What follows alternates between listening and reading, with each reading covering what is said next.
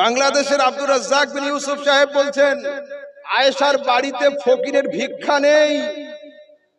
হায় আফসোস, যেন মনে হচ্ছে আয়েশা ওর পাশের বাড়ির কেউ। হযরতে আয়েশা উম্মুল মুমিনিন, বেআদব বেনসিব বাদব বানসিব, এদের ভাষাগুলো এইরকম, জানি না কেন। বলছে আয়েশার বাড়িতে ফকিরের ভিক্ষা নেই। একজন মানুষের খাবার খাওয়ানোর মতো 11 জন বিবির সামর্থ্য ছিল না, এমনকি মুহাম্মদ সাল্লাল্লাহু আলাইহি ওয়াসাল্লামেরও খাওয়ানোর সামর্থ্য ছিল না। হায় আফসোস, নবীর বাড়িতে ফকিরের ভিক্ষা ছিল না। এই কথা বান্দা স্টেজ বলে, তো আমি আল্লাহর শুনবো না মোল্লার শুনবো? আলহামদুলিল্লাহ, আল্লাহর ফয়সালা শুনবো। খুলুন কোরআন কারীম, সূরা আহজাব 53 নম্বর আয়াতে আল্লাহ পাক বলেন, ইয়া আইয়ুহাল্লাযীনা আমানু লা তাদখুলু বুয়ুতান নাবিয়্যি ইল্লা আন ইউযান। এই সাহাবীর দল, ঈমানদারের দল, বিনা দাওয়াতে নবীর বাড়িতে যাবে না। ইলা তুআমিন, খাওয়ার জন্য। ওয়া ইযা দুঈতুম ফাদখুলু ফাইযা তুইমতুম ফান্তাশিরু, আর যখন নবী তোমাদের খাওয়ার জন্য আমন্ত্রণ জানাবে, তোমরা আদবের সঙ্গে নবীর বাড়িতে যাও, পেট ভরে খাবার খাবে, কিন্তু খাবার খেয়ে ফের বাড়ি ফিরে চলে আসবে। বাংলাদেশের মোল্লা বলছে নবীর বাড়িতে ফকিরের ভিক্ষা ছিল না, আর কোরআন বলছে ওয়াইজা দুঈতুম ফাদখুলু ফাইজা তুইমতুম ফান্তাশিরু, নবীর বাড়িতে দাওয়াতের জন্য যাও, পেট ভরে খাও, খাওয়া হয়ে গেলে ফিরে চলে আসবে। আল্লাহু আকবার। জালিমদের জিভ, জালিমদের জুবান, আর সেই যুগের আবু জাহেল আবু লাহাবরা মুস্তাফার শরীরের উপরে হাত দিয়ে পাথর ছুঁড়েছিল। বর্তমান যুগের কাফেররা হাতে না মারতে পেরে নিজেদের জুবান দিয়ে মুস্তাফার জাতের উপরে আঘাত করে। তাই আফসোস, আপন পয়গম্বরের সামনে এই কথা কেউ বলে যে নবীর 11টা স্ত্রী এবং নবী মিলেও একটা ফকিরকে খাওয়াতে পারেনি। আর কোরআন সাক্ষ্য দিচ্ছে, একটা নয়, দলে দলে খাইয়েছেন, দলে দলে। এবার শুনুন, সরাসরি বুখারীর হাদিস 6088, মুসলিমের 1057 নম্বর হাদিসের মধ্যে একজন লোক এসে রাসূলের কাছে বলছে, ক্বালা মুরলি মিন মালিল্লাহ আল্লাযী ইনদাক, আয় মুস্তাফা, তুমি আদেশ করো আল্লাহ পাকের যে সম্পদ তোমার কাছে রয়েছে, ওই সম্পদ থেকে যেন আমাকে কিছু দান করা হয়। যদি নবীর কাছে কিছু না থাকবে তো ও লোকটা চাইলো কি করে? আরে আমার ইমাম আলা হযরত এই জন্য বলছেন, লবওয়া হে आंखें बंद है, फैली है झोलियां, कितने मजे की भीख तेरे पाक दर की है। अरे मांगेंगे मांगे जाएंगे, मुंह मांगी पाएंगे, सरकार में ना ला है ना हाजत अगर की। हाय अफसोस, रसूलेर बाड़ीते खाবার নেই। এই কথা কোন মুসলমানের বাক্য হয়? এই কথা? তারপরে আরেকজন বলছে, পীর সাহেবেরা সব মালাকুল মত জান কবজ করার জন্য যখন আসে, তো জান কবজ করার আগে পীরের বাড়িতে যায়, পীরের অনুমতি নেয়, তারপরে মুরিদের জান কবজ করে। এর নাম সুন্নিয়ত হযরত, এর নাম সুন্নিয়ত, এর নাম আহলে হাদিস, এর নাম আহলে সুন্নাত না। খবরদার না, এটা আমাদের আকীদা নয়। এই কথা যদি কোনো পীর সাহেব দাবি করে, ও পীর নয়। শরীয়তের এতটুকু জ্ঞান যার নেই, যাকে আল্লাহ পাঠাচ্ছে, দ্বিতীয় পারমিশন কার নেবে? আরেকজন বলছে, হুজুরের বাড়িতে জিবরিল বিনা হুকুমে আসে না। मैंने कहा बे, तेरे पीर के घर में जिबरील क्यों आएगा? আজরাইল के आने का इंतजार कर। জিবরিল আসবে কেন? তোমার পীরের বাড়িতে এবার আজরাইল আসবে, জিবরাইলের দরকার নেই। পাগলের দল, এই কথা খবরদার না। এইবার শুনুন, দরুদ শরীফে পড়ো, আল্লাহুম্মা সাল্লি আলা সাইয়্যিদিনা মুহাম্মাদ ওয়া আলা আলি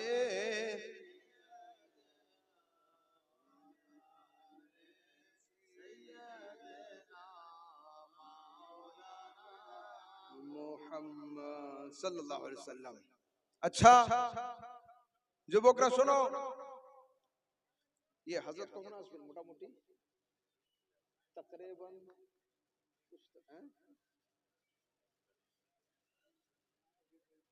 1:30 बजे तक। अच्छा, একটু হালকা করে খবর দিয়ে রাখবেন। হ্যাঁ হযরত, হ্যাঁ হ্যাঁ জানো এসে যায়।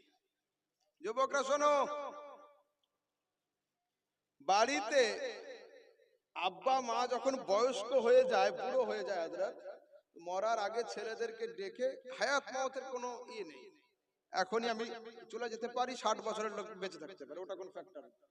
কিন্তু সাধারণত বয়স্করা মরার আগে নিজেদের বাচ্চাদেরকে, ছেলে মেয়েদেরকে ডেকে জমির দলিল, রেকর্ড, বাড়ির দলিল, সম্পদ, ঋণ কি কোথায় আছে না আছে সবকিছু বুঝিয়ে দেয়, যাতে আমার বাচ্চা ইন্তেকালের পরে সমস্যায় না পড়ে।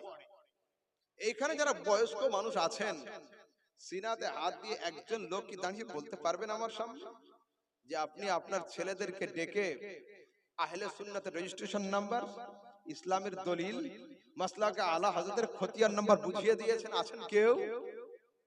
আছেন না? দলিলের রেকর্ডটা বুঝিয়ে দিয়েছেন, কিন্তু কবরে যাওয়ার আগে আহলে সুন্নাতের দলিলটা কে বোঝাবে? ইসলামের দাগ নাম্বার কে বোঝাবে? চারটে মাযহাবের মধ্যে কোন মাযহাবের কত নাম্বার প্লটে আমরা থাকি সেটা কে বোঝাবে? এ যুবক শোনো, আমরা আহলে হাদিস নয়, আমরা হলাম আহলুস সুন্নাহ, আহলে সুন্নাত ওয়াল জামাত। বাংলাদেশের কিছু বেলাগাম বক্তাদের দাবি হলো এই যে আমি আমার টুটা ফুটা বিদ্যা দিয়ে দেখছি জান্নাতে যাবে একটাই দল, তার নাম হলো আহলে হাদিস। আমি সেই যুগে বলেছিলাম যে আহলে হাদিস নামের কোনো ফ্যাক্টরি তো নেই, তো মাল বের হবে কি করে? আহলে হাদিস নামের কোনো গোডাউন নেই দুনিয়াতে, বের হবে কি করে? আরে আহলে হাদিস এই দাঁড়িয়ে পেশাব করার, এই পর্যন্ত কাপড় তুলে চলার নাম আহলে হাদিস নয়। আহলুল হাদিস কাদের বলে? কিতাব খোলো, কিতাব পড়ো। আউতিরু ইয়া আহলাল কোরআন, এই আহলে কোরআন তোমরা বেতের পড়ো।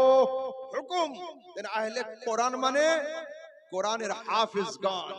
তো আহলে হাদিস মানে হলো যারা লক্ষ লক্ষ হাদিস জুবানি ইয়াদ রাখতো, তাদের বলা হয় আহলে হাদিস। আরে আবু হানিফা হলেন আহলে হাদিস, ইমাম মালিক হলেন আহলে হাদিস, ইমাম শাফি ছিলেন আহলে হাদিস। কেন? তারা লক্ষ লক্ষ হাদিসকে সানাদান মাতানান স্মরণ রেখেছিলেন। বর্তমান যুগের একটা ছেলেকে জিজ্ঞাসা করলে দুটো হাদিসের খবর রাখে না, সে বলে আমি আহলে হাদিস। আমাদের জিজ্ঞাসা হচ্ছে আহমদ রাজা, তোমাদের আহলে সুন্নাত কি হাদিসে আছে? আমি বললাম খোলো সিহাসিত্তার তিরমিজি শরীফ, খোলো সিহাসিত্তার তিরমিজি শরীফের মধ্যে সরাসরি আহলুস সুন্নাত ওয়াল জামাআহ শব্দ রয়েছে। আলহামদুলিল্লাহ, जिम्मेदार स्टेज से जिम्मेदारी के साथ बता रहा हूं। এটা প্রথম বছর নয়, এটা আমার চতুর্থ বছর এই স্টেজে बुखारी दर्ज देवा है। अल्हम्दुलिल्लाह, यहाँ जितने लोग बैठे हैं सब मुझसे बड़े आलिम हैं, सब मुझसे बड़े हैं। मुफ्ती तो बहुत दूर की बात है। मेरे वालिद की नसीहत यही है कि बेटा अगर उलमा किराम तुम्हें अपनी सफ में जगह दे दे तो ये तुम्हारे लिए काफी है। मुफ्ती अनेक बड़ो कथा, এখন তো স্টেজে উঠলেই মিনিমাম ডিগ্রি হলো আল্লামার মুফতি। হায় আফসোস, আমি আল্লামা তো দূরের কথা, মুফতি তো নয়, ছোটখাটো মৌলবী। কিন্তু জিম্মাদারির সঙ্গে বলছি আমি, এরা সবাই আমার থেকে বড় আলেম। সিহাসিত্তার তিরমিজিতে সরাসরি আহলুস সুন্নাহ শব্দ রয়েছে।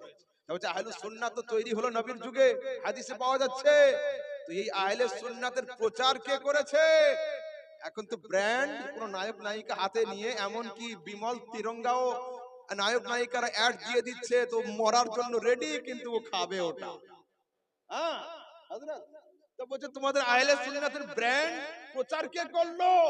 আমি বললাম আমাদের আহলে সুন্নাতের ব্র্যান্ড প্রচার করেছে নওয়াসায়ে রাসূল হযরত ইমাম হুসাইন রাদিয়াল্লাহু তাআলা। বলছে कैसे साबित करोगे? मैंने कहा हाँ भाई साबित है मेरे पास। अल कामिल फी तारीख খুলুন, ইমাম হুসাইন রাদিয়াল্লাহু তাআলা আনহু কারবালার ময়দানে নিজের শেষ বক্তব্যে বলছেন আওয়ালাম ইয়াবলুকুম কাউলুল মুস্তাফিদ, তোদের কানে কি আমার নানার মূল্যবান কথা পড়েনি? ক্বালা লি ওয়ালি আখি হাসান, আমার নানা আমার এবং বড় ভাই হাসান সম্পর্কে বলেছিলেন আনতুমা সাইয়্যিদা শাবাবে আহলিল জান্নাহ ওয়া কুররাতু আইনি আহলিস সুন্নাতি ওয়াল জামাআহ। এই হাসান আর হুসাইন, তোমরা দুইজন হলে জান্নাতি যুবকদের সর্দার আর আহলে সুন্নাতের নয়নের তারা। আর তারিখ ফিল কামিল খোলো। আমি তো জানি জের জবর ছাড়া আরবি এক লাইন তো তোমাদের পড়ার ক্ষমতা নেই, তোমাদের শায়েখদের পড়ার ক্ষমতা নেই।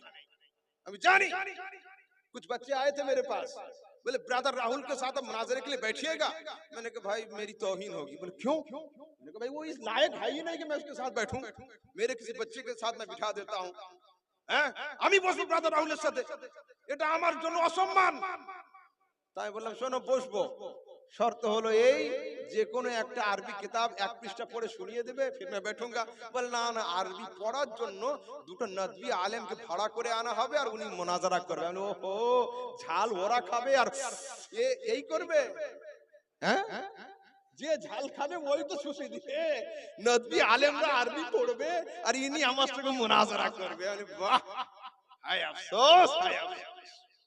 হ্যাঁ যুবক, তোমাদের মাথাকে কে এত ওয়াশ করলো, ব্রেনকে কে এত খারাপ করলো? যখন আমি দেখেছি আহলে হাদিসের বড় বড় শিক্ষিত লোককে হযরত বলি যে ভাই তোমাদের ব্রাদার রাহুল সাহেব ঠিক মতো কোরআন পড়তে পারে না, তা বলছে কেন, উনি কি কেরাতের প্রতিযোগিতা দিতে এসেছেন না উনি কেরাতের দস্তার নেবেন? কোরআন পড়তে পারে না তো কি হলো? হায় আফসোস, কোরআন পড়তে পারে না, ওর পিছনে নামাজ হবে না। নামাজ হওয়ার জন্য কি শর্ত আছে? লাহনে জালিয়া লাহনে খাফি, এইটা কারকে বলে ও জানে না।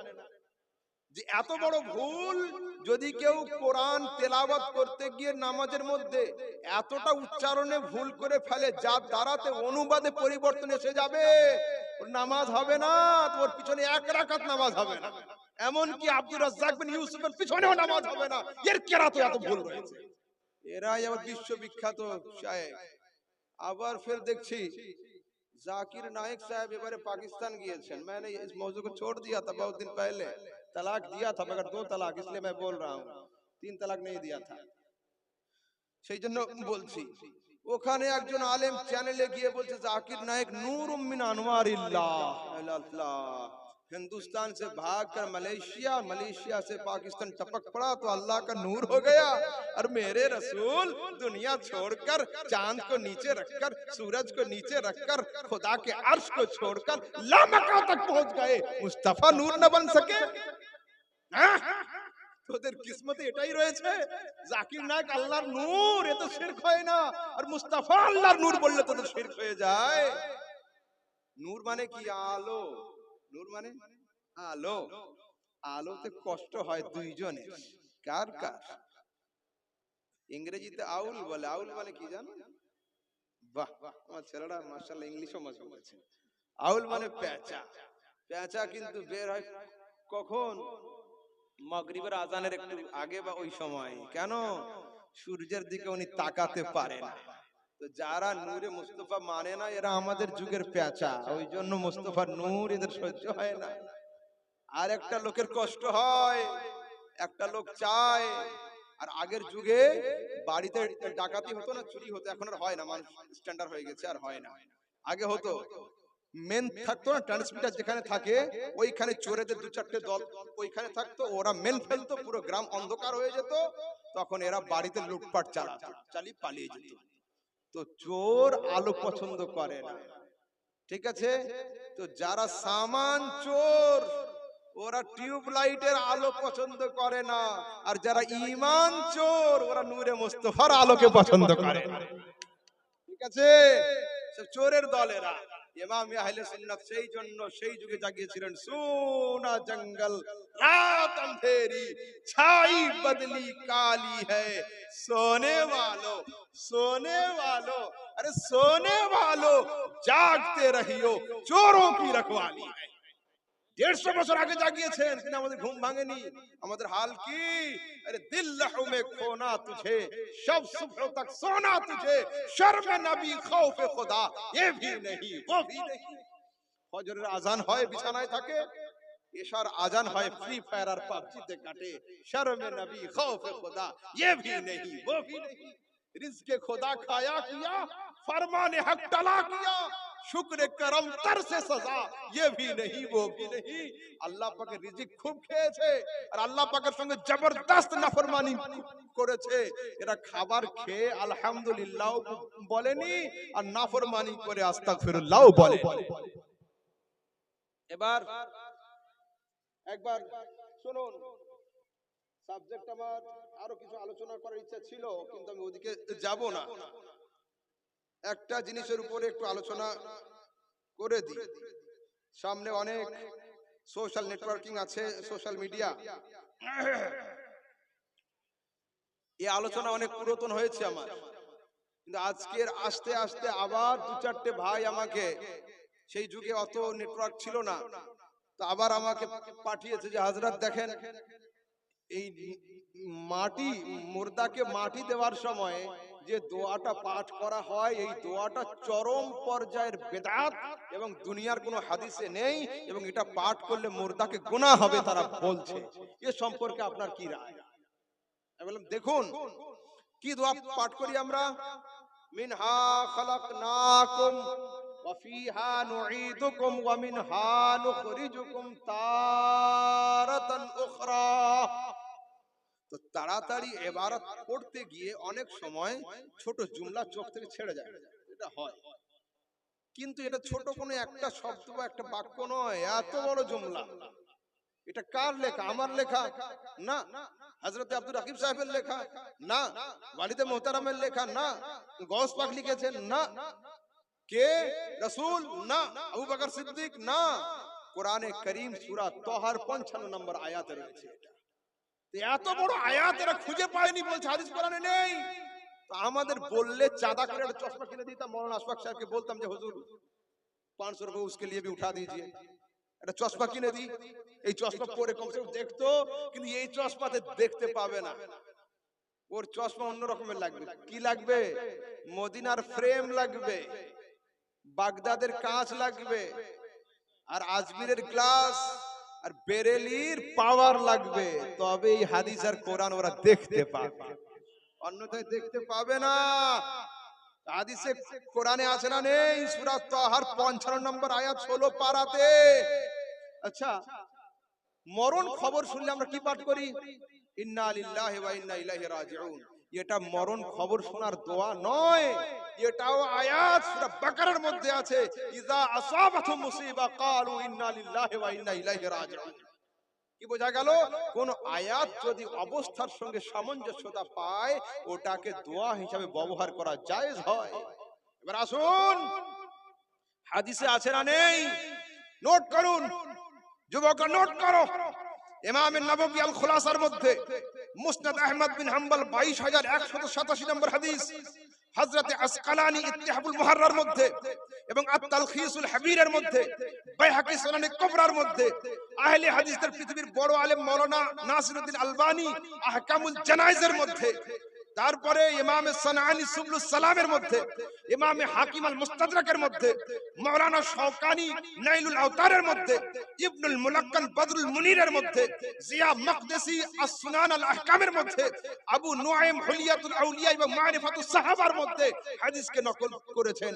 হাদিসে আসছে আন আবি উমামাহ আল বাহিলি قال لما উদিআত উম্মু কুলসুম বিনত রাসূলিল্লাহ, যেদিন নবীর মেয়ে উম্মে কুলসুম বিনত রাসূলিল্লাহ ইন্তেকাল করলেন, কবরে যখন শোয়ানো হলো, قال রাসূলুল্লাহ সাল্লাল্লাহু আলাইহি ওয়াসাল্লাম মিনহা খালাকনাকুম ওয়া ফিহা নুঈদুকুম ওয়া মিনহা নুখরিজুকুম তারাতান উখরা। এতগুলো গ্রন্থের মধ্যে আছে, আসুক কেউ সামনে, যদি হাদিসের হাওয়ালাতে ওকে দাফন না করে দিই আমি। এতগুলো হাদিসের হাওয়ালা রয়েছে, কেউ দাফন করা হয়ে যাবে, মাটি লাগবে না, বইগুলোর পাতা ছিঁড়লে কবর দেওয়া হয়ে যাবে। আর লাস্ট একটা হাওয়ালা পেশ করছি, লাস্ট ইবনে কাসির। তাফসীরে ইবনে কাসির হচ্ছে আহলে হাদিসের কাছে সবচেয়ে মুতাবার তাফসীর। তাফসীরে ইবনে কাসির আহলে হাদিসের কাছে সবচেয়ে বড় তাফসীর এবং সবচেয়ে মুতাবার গ্রহণযোগ্য। এই তাফসীরের পঞ্চম খণ্ডে সূরা তাহার 155 নম্বর আয়াত খুলুন, সেখানে আছে যে একটা মাইয়াতকে রাসূলের কাছে হাজির করা হলো, জানাজার পরে কবরে নামানো হলো। রাসূল কি করতে? ফা আখাযা কাবদাতান ওয়া ক্বালা মিনহা খালাকনাকুম, সুম্মা আখাযা কবদাতান সানিয়া, রাসূল সাল্লাল্লাহু আলাইহি ওয়াসাল্লাম দ্বিতীয় ধরলেন মাটি দিয়ে, পরেরটা পড়লেন এবং তৃতীয় কবজায় মাটি নিয়ে তিনি ওয়াফিহা নুঈদুকুম ওয়া মিনহা নুখরিজুকুম তারাতান উখরা পড়ে মাটি দিলেন। আলহামদুলিল্লাহ, যেমন তিনটে ভাগে আমরা মাটি দিয়ে থাকি, রাসূল আকরাম সাল্লাল্লাহু আলাইহি ওয়াসাল্লামের থেকে সরাসরি এই হাদিসকে ইবনে কাসির তার গ্রন্থের পঞ্চম খণ্ডের 217 পৃষ্ঠার মধ্যে এই হাদিসকে নোট করেছেন। না খঞ্জর উঠেগা না তলোয়ার তুমসে, ये बाजू मेरे आजमाए हुए हैं। আমি আজ এত গলা বাজিয়ে কথা বলছি এই জন্য, এটা আমাদের মার্কাজি ইদারা, এটা মার্কাজ আমাদের। যদি রাজধানী ঢিলঢাল হয়ে যায় দেশের হাল ভালো থাকবে না। মার্কাজ সবসময় চাঙ্গা থাকতে হবে, মার্কাজিয়াতকে সবসময় তাকবিয়াত দিতে হবে, মার্কাজ শক্ত হতে হবে। ঠিক আছে? সিভিক পুলিশের মেজাজ আর থানার পুলিশের মেজাজ একই না। থানার পুলিশের আর ওসির মেজাজ একই না। ওসি আর বিএসএফ এর মেজাজ একই না। বিএসএফ কথা কম, ডান্ডা বেশি। আমাদের জুবান এত টাইট কেন, ভাষা এত শক্ত কেন? আলহামদুলিল্লাহ, আলেমরা হচ্ছে বর্ডার সিকিউরিটি ফোর্স, এরা আহলে সুন্নাতের বর্ডার লাইনে থাকে, সেই জন্য আমাদের একটু শক্ত কথা হয়। বর্ডারের বিএসএফ যত শক্ত থাকবে, মজবুত থাকবে, দেশ তত সুরক্ষিত থাকবে। আহলে সুন্নাতের আলেমরা যত মজবুত থাকবে, তত হক আর বাতিলের মধ্যে পার্থক্য হয়ে থাকবে। সেই জন্য আমরা সব সময়ের জন্য মজবুত হয়ে থাকি, মাসলাকে আলা হযরতের উপর দাঁড়িয়ে থাকি। এবার আমরা তিনবার মাটি দিয়ে থাকি, এই কথা ফিকহের কিতাবে আছে না নেই? আল জাওহারাতুন নাইয়ারা এবং আল ফাতাওয়া আল হিন্দিয়া, এর মধ্যে সরাসরি তিনবার তিন কবজাতে মাটি দেওয়া কথা লেখা রয়েছে। যুবক, আপন জায়গায় দণ্ডায়মান থাকো। হ্যাঁ, সূরা তাহর 55 নম্বর আয়াতের মধ্যে। ঠিক আছে? এবার দরুদ শরীফ, আল্লাহুম্মা সাইয়্যিদিনা মাওলানা মুহাম্মদ ওয়া আলা আলিহি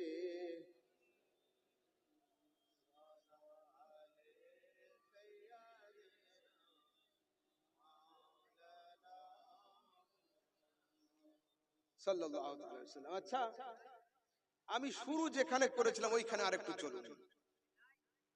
যে যার যত কাছে হয়, তো কাছেওয়ালা যার কাছে থাকে তার পাওয়ার সে বেশি পেয়ে থাকে।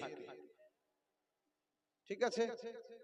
এইখানে আমি আছি তো তাপটা অনেক কম আছে, আমি যদি হাতটা কাছে নিয়ে যাই তো এতে তাপ অনেক বেশি লাগবে। তো যে কাছে হবে তার ফয়েজ সব তো বেশি পাওয়া যায়। মুস্তাফা করিম আল্লাহ পাকের সবচেয়ে কাছে, তো মুস্তাফা করিমের পাওয়ার সবচেয়ে বেশি। তো নবীর পাওয়ার সবচেয়ে বেশি কেমন? তো শুনুন, সাক্ষী কয়জন লাগে? সাক্ষী দুইজন লাগে। কোরআনে আছে ওয়াস্তাশহিদু শাহিদাইনে মির রিজালিকুম, দুটো সাক্ষী লাগে। হলো কোরআনের ফয়সালা। রাসূল আকরাম সাল্লাল্লাহু আলাইহি ওয়াসাল্লাম যুদ্ধে যাচ্ছেন, একটা কেউ বলেছেন লোহার পোশাক আর কেউ বলেছেন একটা উট কিনেছেন, কিন্তু যুদ্ধে যাচ্ছেন নিয়ে যান নাই, রেখে গিয়েছেন। দোকানদারকে বলেছেন আমি যখন আসবো এটা নিয়ে যাব। আসার পরে রাসূল গিয়েছেন, বলছে এটা আমার দিয়ে দাও, আমি তো কিনে রেখে গিয়েছি। ইহুদি বলছে না, আপনি কেনেননি, যদি কিনে থাকেন তো সাক্ষী দেন। রাসূল যখন কিনেছেন ছিলেন না। তো এমন তো অবস্থায় হুজুর সাল্লাল্লাহু আলাইহি সাল্লামের সামনে হযরতে আবু খুজাইমা হেঁটে আসছেন। বলছে ইয়া রাসূলুল্লাহ, কি সমস্যা? তা বলছে আমাকে সাক্ষী চাইছে যে আমি উটটা কিনেছি, মানছে না এখন। হযরতে আবু খুজাইমা বলছেন আমি সাক্ষী দিচ্ছি এই উট আপনি কিনেছেন, ইহুদি উটটা বিক্রি করেছে। তো ইহুদি উট ছেড়ে দিয়েছে, রাসূল উট ধরে নিয়েছে। রাসূল জিজ্ঞাসা করছেন আবু খুজাইমা, যখন ও বিক্রি করছিল আর যখন আমি কিনছিলাম তুমি তো দেখোনি, এত বড় রিস্ক নিলে কি করে? না দেখে সাক্ষী দিলে আল্লাহর কাছে বড় ফাঁসা ফাঁসতে হয়। তা বলছে ইয়া রাসূলুল্লাহ, এই দুটো ঠোঁট বলেছে আল্লাহ আছে, না দেখে মেনে নিয়েছি। এই দুটো ঠোঁট বলেছে জান্নাত আছে, না দেখে বিশ্বাস। এই মুখ বলেছে জাহান্নাম আছে না দেখে বিশ্বাস, এই মুখ বলেছে মেরাজে গিয়েছিলাম না দেখে বিশ্বাস, এই মুখ সাক্ষ্য দিচ্ছে যে আরশ ফারশ আছে না দেখে বিশ্বাস। তাই মুস্তাফা যদি তোমার মুখ থেকে বের হয় খোদা আছে আমি না দেখে বিশ্বাস করে নি, যে এই 4 আনা দামের উট আপনি কিনেছেন এটা কি বিশ্বাস করতে পারবো না? মুস্তাফা করিমের মধ্যে জজবা চলে এসেছে। মুস্তাফা করিম হযরত আবু খুজাইমাকে সিনাতে নিয়ে বলেন, ইয়া আবু খুজাইমা জাআলতু শাহাদাতাকা শাহাদাতে রাজুলাইন, তোমার এক সাক্ষীকে আমি কিয়ামতের সকাল পর্যন্ত 2 সাক্ষীর বরাবর করে দিলাম। তোমার এক সাক্ষীকে আমি 2 সাক্ষীর বরাবর করে দিলাম। প্রশ্ন হলো এই, কোরআনে আছে 2 সাক্ষী লাগবে, আবু খুজাইমার এক সাক্ষী 2 সাক্ষী হয় কি করে? বলছে শোনো, আদম থেকে নিয়ে ঈসা পর্যন্ত যত নবী এসেছেন আল্লাহ পাক সবাইকে নবুয়ত দিয়েছেন, মোহরে নবুয়ত কাউকে দেন নাই। জেরক্স কাগজও অরিজিনালের ভ্যালুতে আনা যায়, যায় কি না হযরত? জেরক্স কাগজ অরিজিনালের ভ্যালুতে আনা যায়, কি করতে হয়? জেরক্স আর অরিজিনালটা হাতে নিয়ে কোন সরকারি প্রতিষ্ঠানে গেলে হেডমাস্টার হোক বা কেউ স্ট্যাম্প দিয়ে সই করে দিলে ওটাকে অ্যাটেস্টেড করা বলে, অরিজিনালের ভ্যালুতে চলে আসে। তো রাসূলের পিঠে একটা মোহর ছিল নবুয়তের, কানা খাতামুন নবুয়তে আলা জাহরিন নবী সাল্লাল্লাহু আলাইহি ওয়াসাল্লাম মিসলাল বান্দাকা, বান্দাকা গাছের ফলের মতো, কোন জায়গাতে আছে মিসলা বাইজাতিল হামামা, পায়রার ডিমের মতো। কি লেখা ছিল তাতে? মুহাম্মাদুর রাসূলুল্লাহ, উপরে আল্লাহ ছিল, তারপরে লেখা ছিল রাসূল, তারপরে ছিল মুহাম্মদ। তাই মুস্তাফা আমি সমস্ত নবীকে নবুয়ত দিয়েছি, মোহরে নবুয়ত আমি কাউকে দিইনি। তোমাকে যখন দুনিয়াতে পাঠিয়ে দিলাম আমি মোহরে নবুয়ত দিয়ে দিলাম, তুমি যেটাতে স্ট্যাম্প করে সই করে দিবে ওটা খোদার দরবারে শরীয়ত বলে গণ্য হয়ে যাবে। আয় মুস্তাফা তোমার হাসার নাম শরীয়ত, তোমার কান্নার নাম